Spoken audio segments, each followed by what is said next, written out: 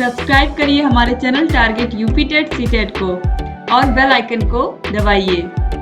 Hello दोस्तों, मैं आनंद स्वागत करता हूं आप सभी का आपके अपने चैनल और app target UP TET CTET में। दोस्तों, मैं लगातार आपको डीएलएड 4 सेमेस्टर गणित विषय पढ़ा रहा हूं और इसमें मैं आपको पूरा चैप्टर वाइज पढ़ा चुका हूं। हैंड रिटन नोट्स के माध्यम से आपका पूरा सिलेबस और राजन सीरीज भी मैं कंप्लीट पढ़ा चुका हूं। आपको ये क्लास खत्म होते होते आपका पूरा राजन सीरीज जो है वह कंप्लीट हो जाएगा। जी हाँ, आज से पहले मैंने आपके राजन सीरीज के बहुविकल्पीय सभी प्रश्नों को, सभी अति लघु उत्तरीय और आज के क्लास को जोड़ लें तो आपका पूरा लघु उत्तरीय प्रश्न यहाँ पे समाप्त हो जाएगा।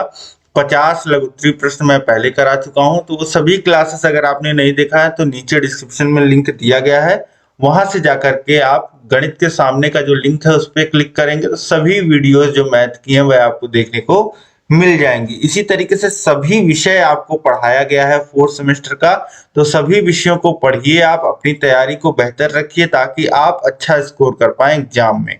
ठीक है, तो आज की क्लास को हम आगे बढ़ाएंगे और यहाँ पे आपके लघु उत्तरीय प्रश्न समाप्त हो जाएंगे। आपका काम ये है अब कि सभी वीडियोस को आप शेयर कर दीजिए, हो सके तो प्लेलिस्ट के लिंक को आप शेयर कर दीजिए ताकि सभी वीडियोस जो हैं वह सभी आपके जो भी मित्र हैं उन तक पहुंच जाएं और सभी लोग अच्छे से देखिए। बहुत ही कम समय में, बहुत ही प्रिसाइज वे में, आसान भाषा में, दोनों लैंग्वेज को कैरी करते हुए मैंने सारा कुछ पढ़ा दिया है। तो इसीलिए आपको बहुत जरूरी है सभी लोगों तक अगर आप शेयर कर देंगे, कोई पढ़ लेगा तो ये बहुत अच्छी चीज होगी। तो अधिक से अधिक शेयर जरूर करें। अब हम स्टार्ट करेंगे इस क्लास को। देखिए, प्रश्न संख्या 51 है, समान आयतन के दो लंबवृत्तीय बेलनों की ऊंचाइयों का अनुपात 1:2 है, उनके अर्ध व्यासों का अनुपात क्या है। अब देखिए यहाँ पे प्रश्न को समझिए, बोल रहा है कि दो लंबवृत्तीय बेलन है। इस तरीके से कोई दो लंबवृत्तीय बेलन है, आप समझिए। और क्या कह रहा है, इनका जो आयतन है, इन दोनों लंबवृत्तीय बेलनों का आयतन सेम है, आयतन समान है। इसका अगर v है तो इसका भी आयतन v है। ठीक है, तो इस तरीके से अब क्या कह रहा है कि अगर इन दोनों लंबवृत्तीय बेलनों का जो ऊंचाई का अनुपात है, अगर h1:h2 जो है वह 1:2 का अनुपात है, तो उनके अर्ध व्यासों का अनुपात ज्ञात कीजिए। अर्ध व्यासों का मतलब क्या हुआ, व्यास आप समझते हैं d होता है और अर्ध व्यास क्या होता है, अर्ध व्यास, व्यास का आधा क्या, त्रिज्या होता है, यानी कि त्रिज्याओं का अनुपात आपको लेना है। तो माना अर्ध व्यासों का अनुपात क्रमशः r1 r2 है। अब यहाँ पे माना अर्ध व्यास जो है वह क्रमशः r1 और r2 है। अब इसके बाद देखिए, हमको पता है कि जो दोनों का, पहले का जो आयतन है v1 और दूसरे का जो आयतन है v2, ये आपस में बराबर है, तो v1 बराबर v2 लिखेंगे। और आयतन क्या होता है, पाई r स्क्वायर h होता है। तो पाई और पहले का, इसका त्रिज्या मान लिया है हमने r1, तो ये हो जाएगा r1 का स्क्वायर इंटू h, और इसी तरीके से ये हो जाएगा पाई r2 का स्क्वायर इंटू h2, ये हो जाएगा। और जहां h1 और h2 क्या है, दोनों की ऊंचाई है, इसको h1 हमने बोला है, इसको h2 बोला है। अब इसके बाद देखिए, पाई और पाई जो है वह कैंसिल हो जाएगा, पाई को उधर भेजेंगे आप, कैंसिल हो जाएगा। और अब इसको आगे सॉल्व करेंगे तो क्या आएगा, देखिए ये आएगा। हमको निकालना क्या है, ये देखिए, हमको निकालना है अर्ध व्यासों का अनुपात। तो r1 का स्क्वायर इधर ही रखेंगे और r2 को भी इधर ले आएंगे, तो r2 का स्क्वायर हो जाएगा और ये बराबर हो जाएगा कितना, h2/h1 के, h2/h1 के, जिसे हम लोग कितना लिख सकते हैं, h2/h1 कितना है, 2/1 है। अब r1/r2 का होल स्क्वायर इधर हम लोग लिख सकते हैं, यहाँ पे r1/r2 का होल स्क्वायर हो गया और 2/1 हो जाएगा। अब आगे सॉल्व करेंगे तो r1/r2, अब ये स्क्वायर को बराबर के उधर भेजेंगे तो स्क्वायर रूट हो जाएगा, और स्क्वायर रूट 2 का स्क्वायर रूट 2 और 1 का 1, तो ये हो जाएगा। अब r1/r2 क्या होता है, r1:r2, यही अनुपात होता है, जो बटा होता है वही अनुपात होता है। तो ये हो जाएगा r1:r2 कितना हो जाएगा, यहाँ से ये बराबर हो जाएगा √2:1। ठीक है, तो यही आपका उत्तर हो जाएगा। जो अर्धव्यासों का अनुपात होगा वह होगा √2:1। इसके बाद देखिए अगला प्रश्न है, एक बेलनाकार स्तंभ का वक्र पृष्ठ 264 मीटर है और उसका आयतन 924 मीटर है और पाई का मान 22/7 मानते हुए इसके व्यास का इसकी ऊंचाई से अनुपात ज्ञात कीजिए। एक बेलनाकार स्तंभ आपको दिया है, इसी तरीके की आकृति है बेलनाकार, और अब बोल रहा है कि इसका वक्र पृष्ठ जो है, इसका वक्र पृष्ठ यानी कि सरफेस एरिया जो है इसका वह कितना है, 264 है, और आयतन जो है V वह 924 है। तो इसके व्यास का इसकी ऊंचाई से अनुपात, यानी कि व्यास को हम लोग लिखते हैं D से, और बटे व्यास की इसकी ऊंचाई h से, ये अनुपात D/h, या समझ लीजिए यहाँ पे आपको निकालना है। D क्या होता है, 2r होता है, तो r हम लोग निकाल लेंगे तो D निकल जाएगा, व्यास उसका दूना कर देंगे त्रिज्या का तो व्यास हो जाएगा, और इसी का अनुपात हमको ऊंचाई से ले लेना है। तो यहाँ पे देखिए अब हम लोग किस तरीके से इसको सॉल्व करेंगे। देखिए वक्र पृष्ठ हमको पता होता है, वक्र पृष्ठ बेलन का क्या होता है, 2πr × h। अब इसके बाद यहाँ पे हमको पता है कि 2πr की जो वैल्यू है वह कितनी है, 264 मीटर स्क्वायर। यहाँ प्रश्न में इनको लिखना चाहिए था, और यहाँ पे मीटर क्यूब लिख देते हैं जो आयतन दिया है। तो ये 264 मीटर स्क्वायर है, ये ध्यान रखिएगा। और यहाँ पे अब सोल्यूशन में v बराबर हो जाएगा, v दिया गया है 924, ये मैंने पहले आपको बताया, मीटर क्यूब। अब इसके बाद हम लोग क्या करेंगे, इसके बाद हम क्या कर सकते हैं, हम लोग दोनों का आपस में भाग कर सकते हैं। देखिए v ना लिखते हुए अब यहाँ पे क्या लिख दीजिए, यहाँ पे लिख दीजिए इस तरीके से, πr² h की जो वैल्यू है वह 924 है, और 2πr × h की जो वैल्यू है 264 है। अब दोनों को भाग अगर कर दिया जाए दोनों वैल्यूज का, तो ये देखिए यहाँ चिन्ह लग जाएगा भाग का, यहाँ लग जाएगा, बीच में बराबर का चिन्ह आ जाएगा, और ये इतना आपका वैल्यू हो जाएगा। अब यहाँ से देखिए क्या कर सकते हैं, यहाँ से पाई से पाई कट जाएगा, और ये यहाँ r है और ऊपर r² है, तो r से r का स्क्वायर कट जाएगा, h से h का कट जाएगा, और यहाँ पे बचेगा क्या, यहाँ पे देखिए ऊपर बचा है r और नीचे बचा है कितना, 2, r/2 बराबर ये कितना हो जाएगा, 924/264। अब इसी को सॉल्व कर लेना है, तो r की वैल्यू हमको मिल जाएगी। देखिए r बराबर करेंगे तो 2 का गुणा हो जाएगा उधर, और ये आ जाएगा r बराबर 924 × 2/264। अब इसको सॉल्व कर लीजिए, 2 से काटेंगे 264 को तो 1, 3 और 2 आ जाएगा। अब 11 से काट लेते हैं, तो 11 से देखिए कट जाएगा 1 और 2 12 बार में, और ये कट जाएगा 8 बार, 4 बच जाएगा, 4 बार 84 बार, और 12 सत्ते 84 होता है, 7 बार में कट जाएगा। तो इस तरीके से r की जो वैल्यू आ गई वह 7 मीटर आ गई, 7 मीटर वैल्यू r की आ गई। इसके बाद देखिए हमको चाहिए r, तो हमको चाहिए था, और 2r की वैल्यू हमको चाहिए 14 हो जाएगी, और h की वैल्यू अब हमको चाहिए क्योंकि हमको D/h निकालना है।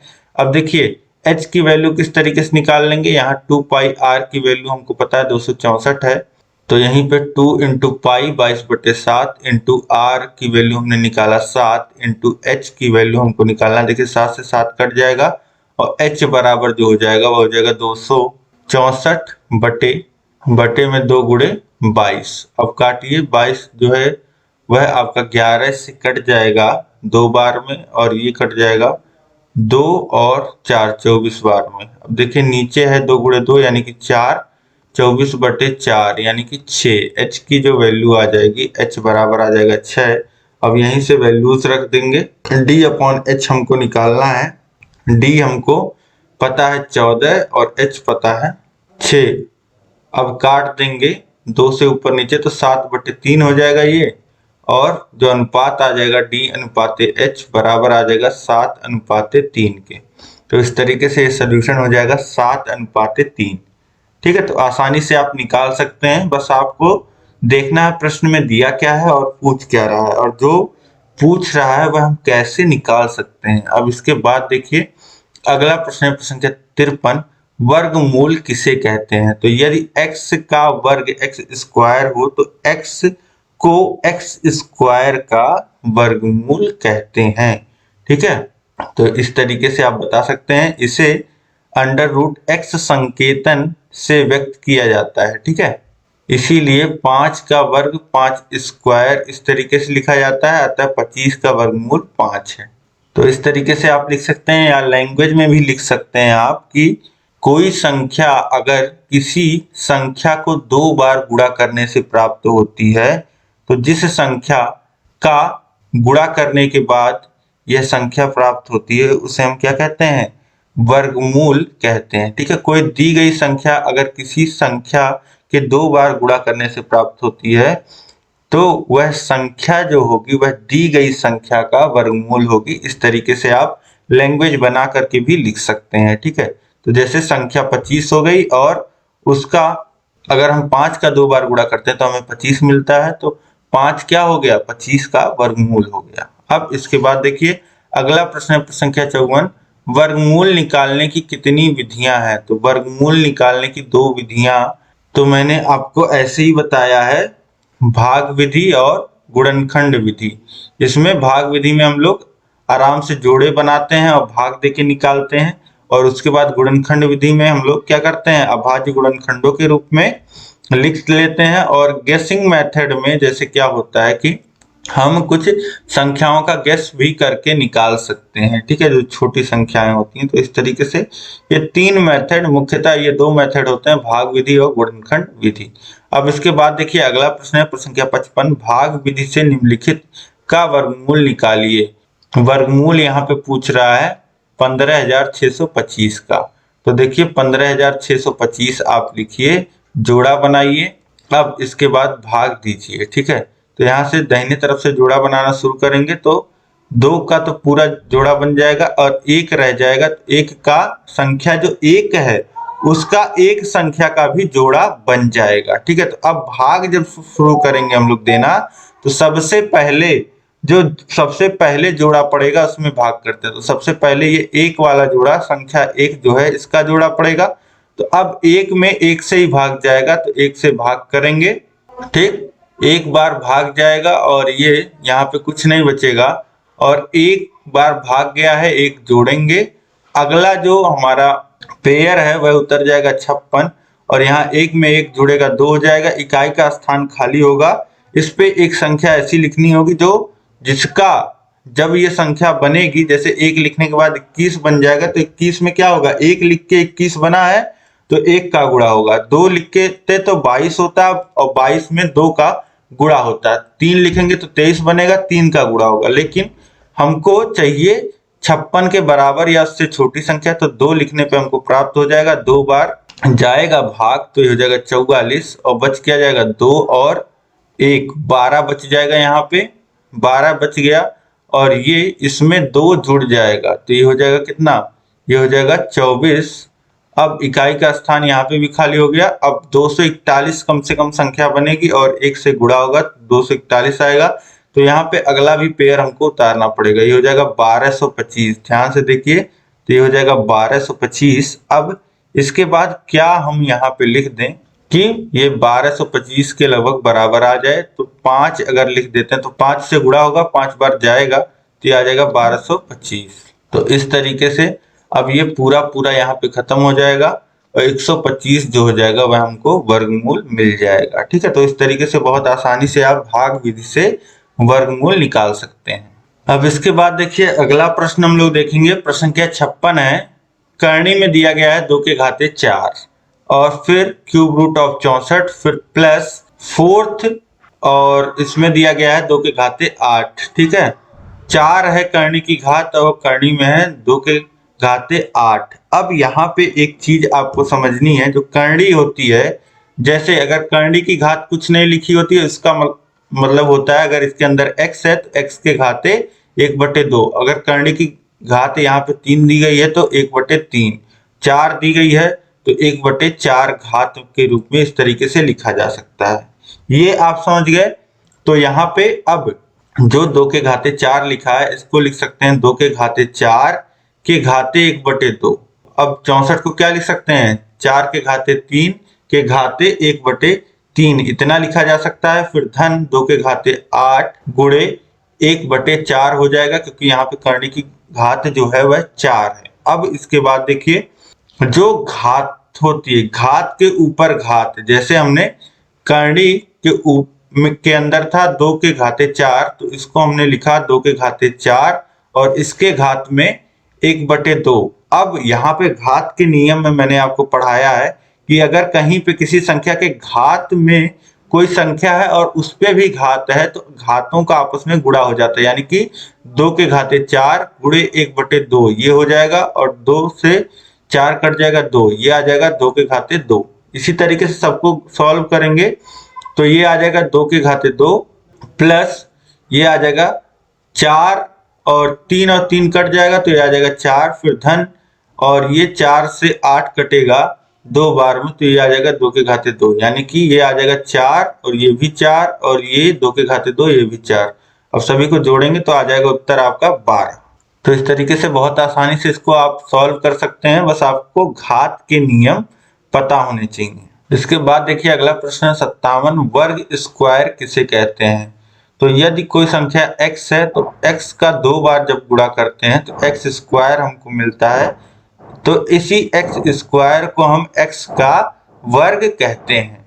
जैसे यहाँ पे देखिए संख्या है 1 का स्क्वायर होता है 1, तो 1 का वर्ग 1 होता है, 2 का स्क्वायर कर देते हैं, 2 का 2 बार गुणा 4 मिलता है, तो 2 का वर्ग क्या हो जाता है 2 का वर्ग 4, 3 का वर्ग 3 का स्क्वायर 9। तो इसी तरीके से आपको पता है और ये आपको याद भी रखना चाहिए। 1 से लेकर 20 तक यहाँ दिया है, कम से कम स्क्वायर 1 से लेकर के 30 तक आप याद रखा करिए और क्यूब कम से कम 20 तक की संख्याओं का याद रखा करिए। इसके बाद देखिए अगला प्रश्न है प्रश्न संख्या 58 निम्नलिखित दी गई संख्याओं की माध्यिका ज्ञात करें। यहाँ पे संख्याएं दी गई हैं और इनका माध्यिका हमको ज्ञात करना है।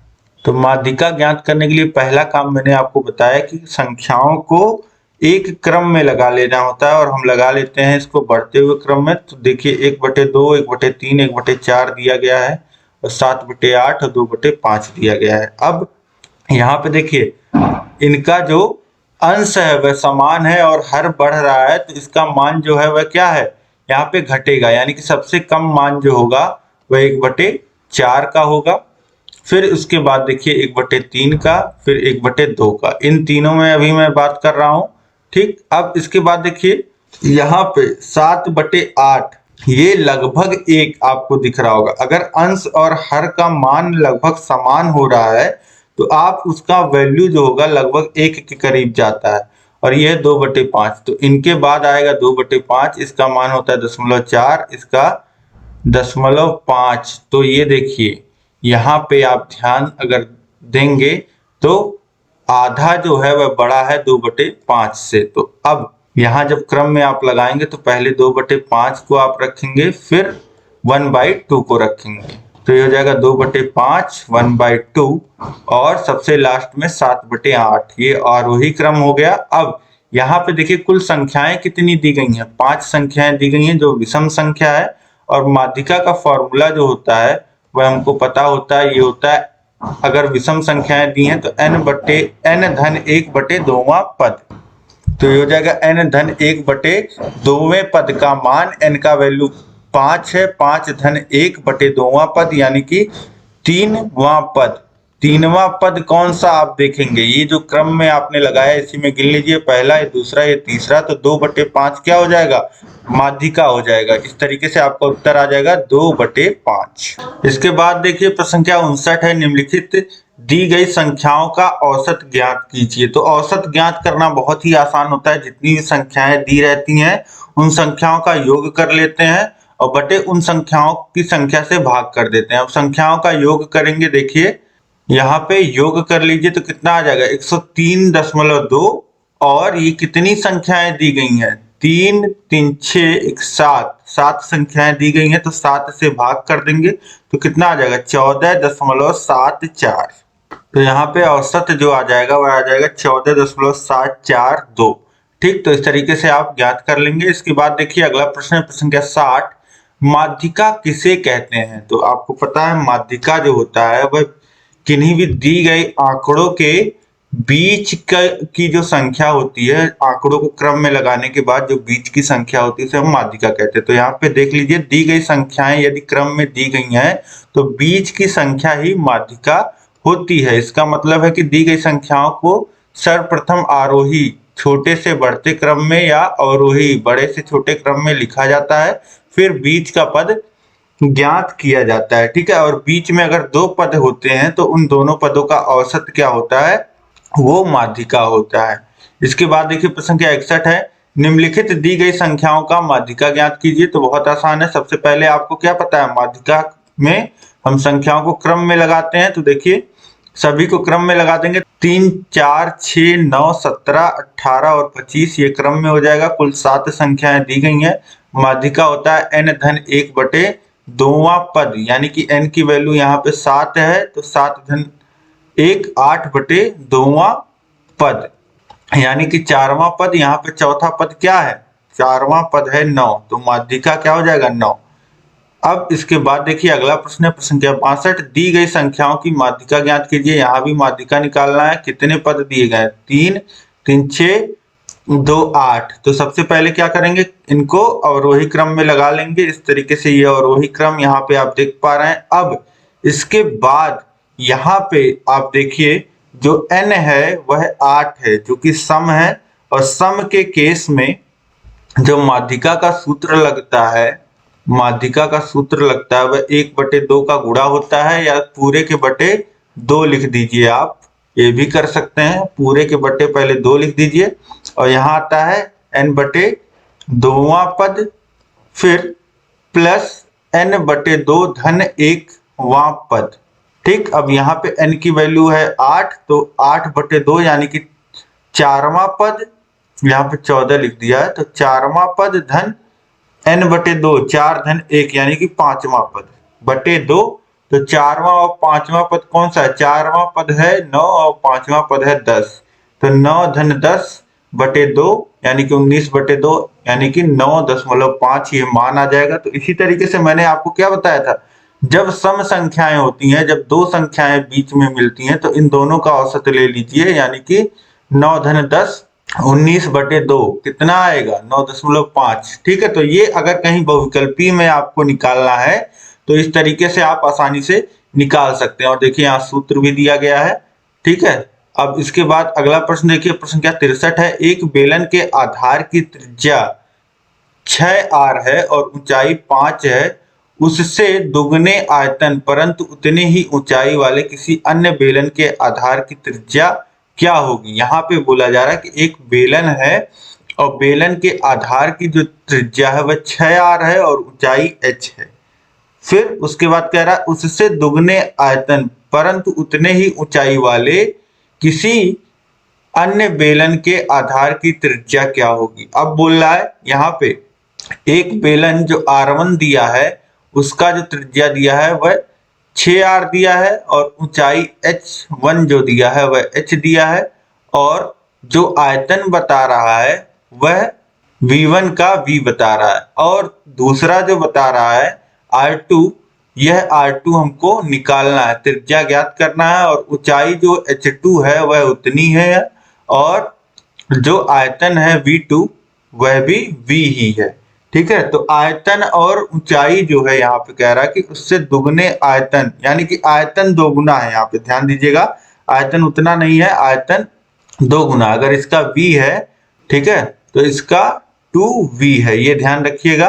दुगने आयतन परंतु उतने ही ऊंचाई वाले, यानी कि ऊंचाई उतनी ही है और आयतन दुगना है, इसके आधार की त्रिज्या हमको निकालना है। ठीक है, तो अब देखिए यहां से हम लोग क्या कर सकते हैं, यहां से किस तरीके से, यदि नए बेलन की त्रिज्या ऊंचाई r हो तो अब देखिए यहां से हम कैसे निकाल सकते हैं। यहां से हमको संबंध पता है, जो v2 है वह 2 × v1 है, ये हमको पता है, तो यहीं से हम निकाल लेंगे। देखिए v2 आयतन क्या लिखा जाता है? आयतन होता है पाई आर स्क्वायर इंटू एच, ये होता है बेलन का आयतन।